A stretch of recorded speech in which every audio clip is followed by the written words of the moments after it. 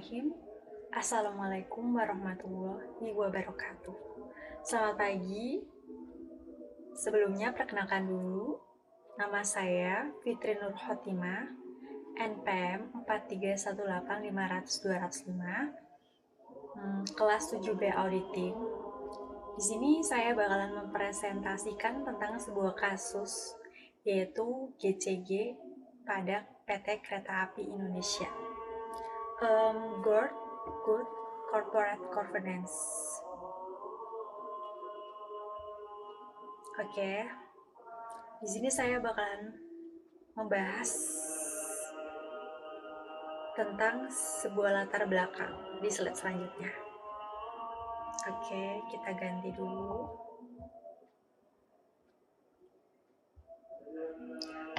Latar belakang munculnya CGC. Ini salah nih guys, seharusnya GCG. Saya nulisnya CGC. Oke, mohon maaf, typo. Good Corporate Governance. Mula populernya istilah tata kelola perusahaan atau GCG. Good Corporate Governance tidak dapat dilepaskan dari maraknya skandal perusahaan yang menimpa perusahaan-perusahaan besar, baik yang ada di Indonesia maupun yang di luar negeri atau Amerika Serikat. Runtuhnya sistem ekonomi komunis menjelang akhir abad ke-20 menjadikan sistem ekonomi kapitalis sebagai satu-satunya sistem ekonomi. Gitu ya guys.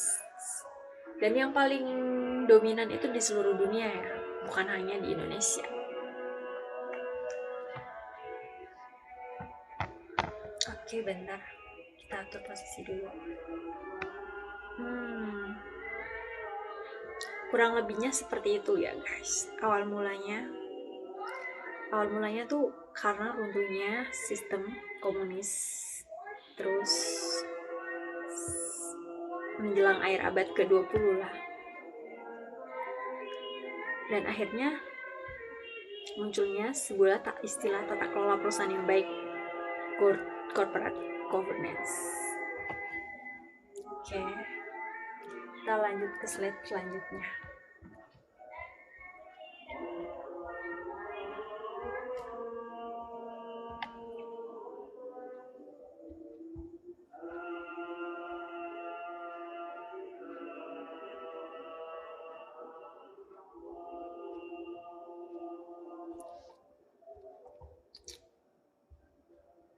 Oke, sekilas PT Kereta Api Indonesia. PT Kereta Api Indonesia adalah badan milik negara Indonesia yang menyelenggarakan jasa angkutan kereta api. Layanan PT Kereta Api meliputi angkutan umum dan barang. Kemudian ulang tahun untuk PT Kereta Api ini sendiri itu setiap tanggal 28 September. Oke, selanjutnya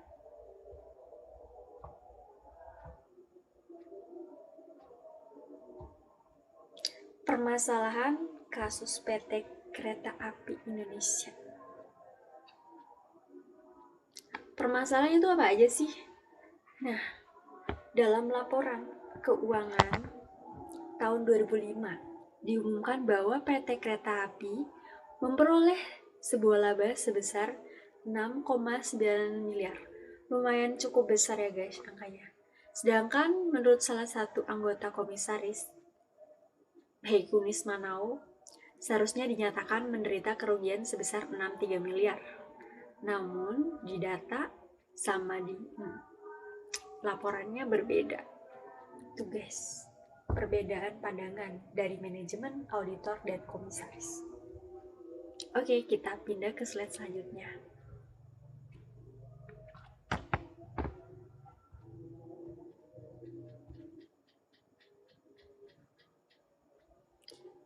Perbedaan pandangan ya dari kasus tadi.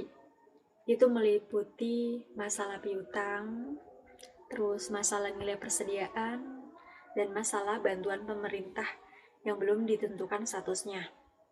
Saya akan menjelaskan yang pertama dulu ya, masalah piutang. Masalah piutang PPN.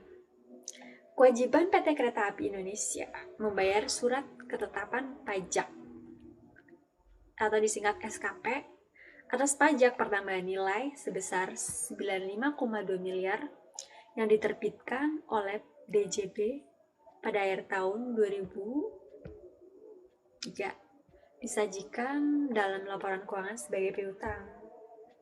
Itu berbeda ya guys ya, antara piutang itu sama yang itu, diterbitkannya berbeda. Oke, yang kedua, masalah nilai persediaan. Untuk masalah nilai persediaan itu sendiri,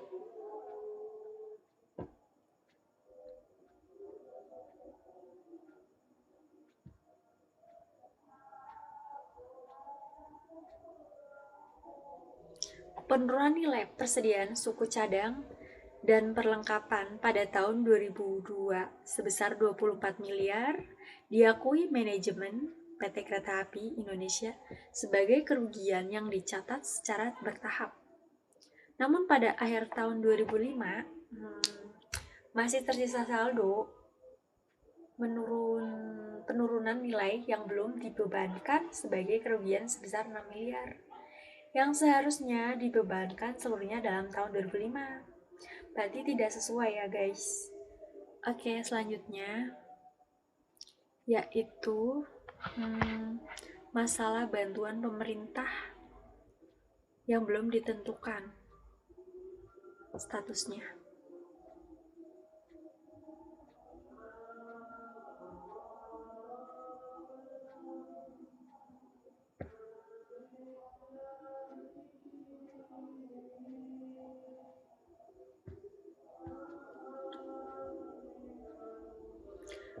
Untuk masalah bantuan pemerintah ya, sebesar itu dulu 674,5 miliar kisaran, dan penyerahan modal negara itu sebesar 70 miliar yang dalam laporan audit digolongkan sebagai pos tersendiri di bawah hutang jangka panjang.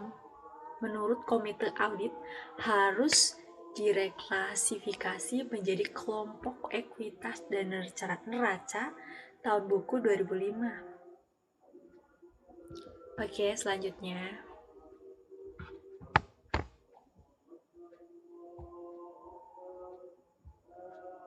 prinsip etika bisnis. Prinsip etika bisnis ini saya jelaskan di sini ada 5 bagian. Yang pertama prinsip otonomi, yang kedua prinsip kejujuran, yang ketiga prinsip keadilan, terus yang keempat prinsip saling menguntungkan, kemudian prinsip integritas moral. Oke. Untuk prinsip otonomi ya, untuk PT KAI terjadi pelanggaran di prinsip otonomi. Kenapa? PT KAI yang memiliki kebebasan dan kewenangan untuk mengambil keputusan yang dianggap baik hanya untuk PT KAI sendiri, tetapi tidak bertanggung jawab terhadap pemerintah. Hal tersebut ditujukan dari PT KAI. Tindakan PT KAI yang mengakui terutang pihak ketiga sebagai piutang yang tidak sesuai dan regulasi. Gitu. Kalau menurut KAP Esmanan, kantor akuntan publik itu tidak bertanggung jawab dalam menjalankan kebebasan PT KAI itu sendiri.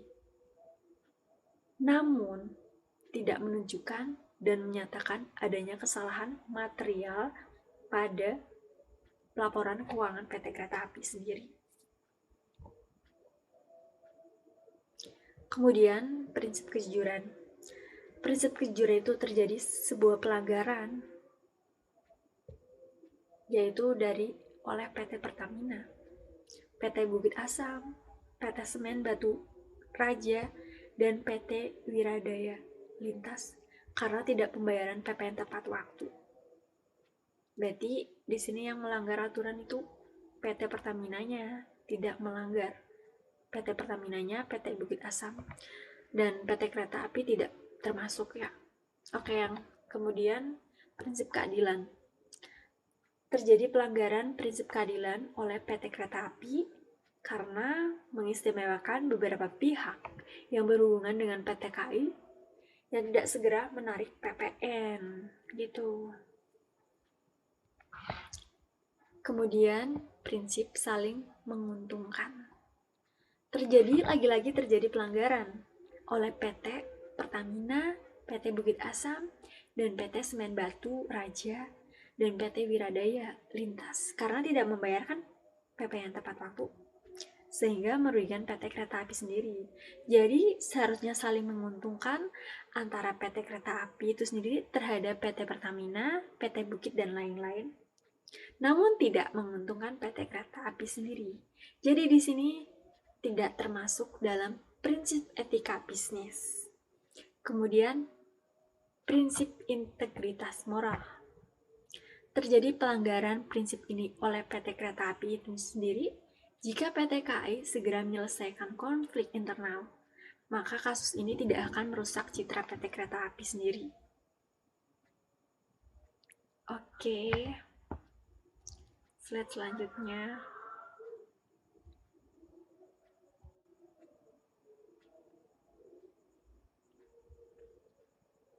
Prinsip BJG Badan Usaha Milik Negara. Di sini ada beberapa macam prinsip BJG Badan Usaha Milik Negara.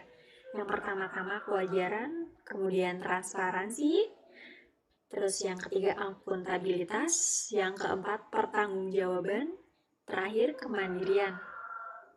Untuk kewajaran, PT KAI itu sendiri tidak memperlakukan semua pemangku kepentingan secara adil dan setara. PT KAI mengistimewakan PT Pertamina, terus PT Bukit Asam, dan PT Semen Batu Raja. Dan terakhir PT Wiradaya Lintas dengan tidak segera menagih pajak terutang. Harusnya PT Kereta Api Industri tidak seperti itu ya guys.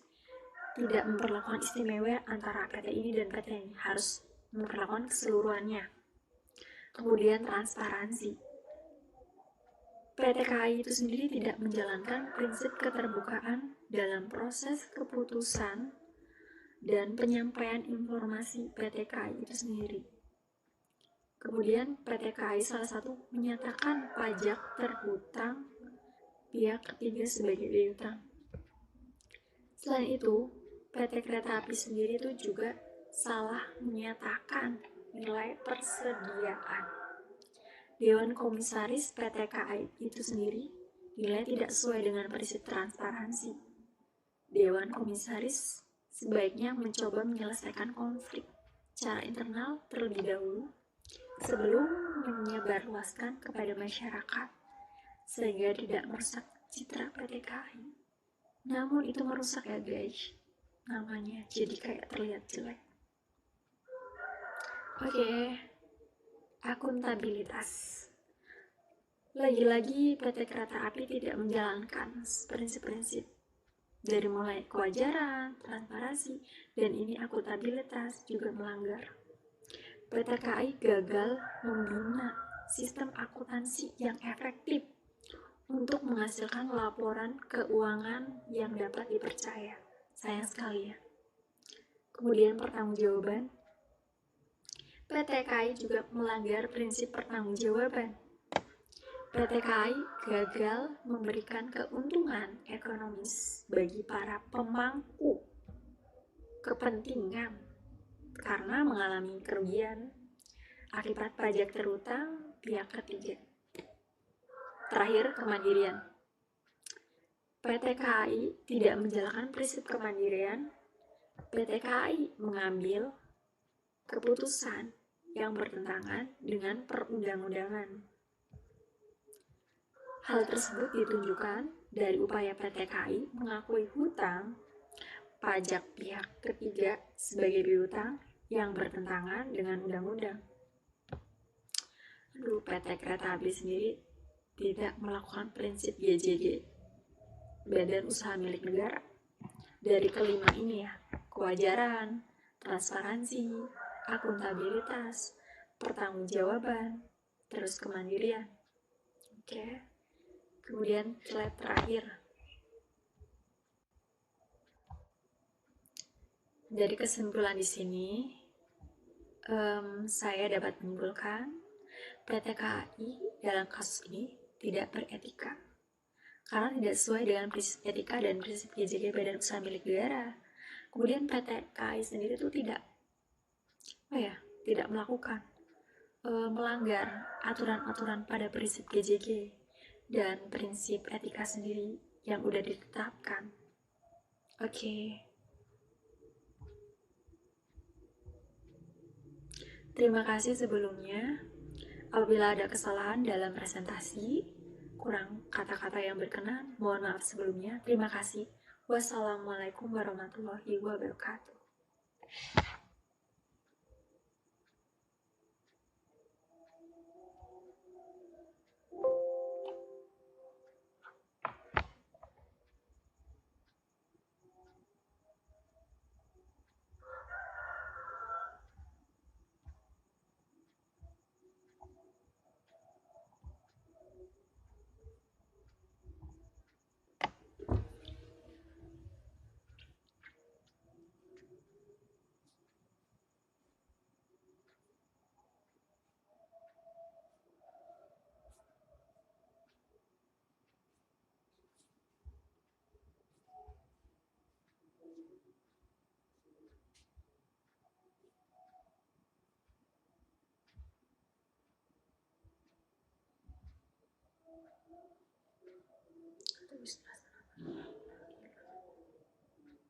Assalamualaikum warahmatullahi wabarakatuh.